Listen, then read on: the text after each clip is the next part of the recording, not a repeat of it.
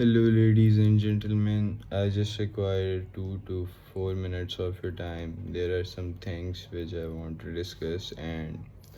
you need to understand them. Well, first of all, civics. By the definition, civics is the study of rights and duties of a citizen. Our rights and duties. Now, I have a statement कि जब पाकिस्तान की separation हुई थी उस time से लेके अगर अब तक हमारी कौम के पास सिविक सेंस होती then we would have been one of the greatest nation up till now but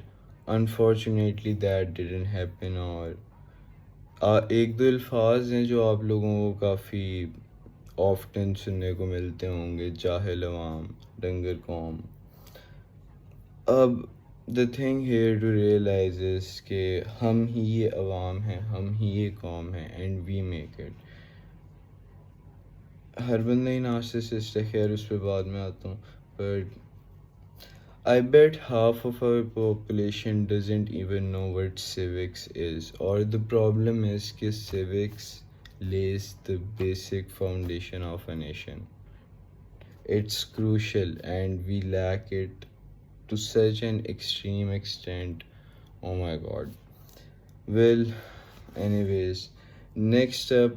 there is ethics, or you can say morality.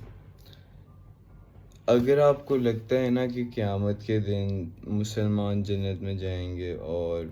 Non Muslim जहन्नुम में मतलब वो वाली शर्त तो मैं आपको एक बात समझा दूँ कुरान पाक में लिखा है अल्लाह ताला ने कहा है कि मैं हर इंसान का हिसाब किस तरीके से करूँगा मैं देखूँगा मैंने उसको किस जगह पैदा किया है मैंने उसको क्या इल्म अता फरमाया था मैंने उसको किन किन सिचुएशंस में डाला था और वो सारा मद्देनज़र रखते हुए अल्लाह ताला फिर डिसाइड करेंगे मतलब द पॉइंट जो मैं इस वक्त समझाना चाह रहा हूँ आप लोगों को इज़ दैट कि दिल में जो चीज़ होती है ना वो मैटर करता है आपका दिल साफ़ है या क्या पता आपका दिल काला हो लेकिन आप चोरी करने से डरते हो क्योंकि आप पकड़े जाओगे so it's about the heart बाकी हाँ we should be thankful that we are Muslims but नीयत एक बहुत इम्पोर्टेंट टर्म है इस्लाम में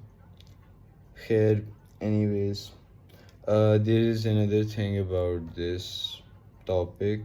आई थिंक अगर इंसान एक दूसरे की तरफ इशारा करने से बेहतर ख़ुद को देख ले और ख़ुद पे थोड़ा काम कर ले then world would be a lot better place than it is now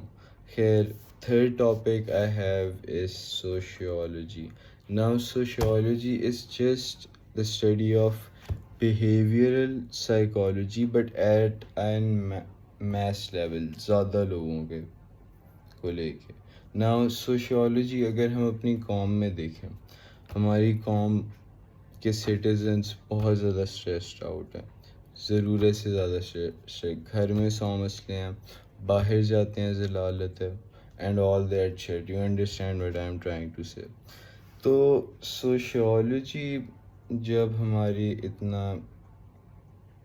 ऐसी है तो हम क्या कर सकते हैं खैर एक और प्रॉब्लम जो अपर क्लास है ना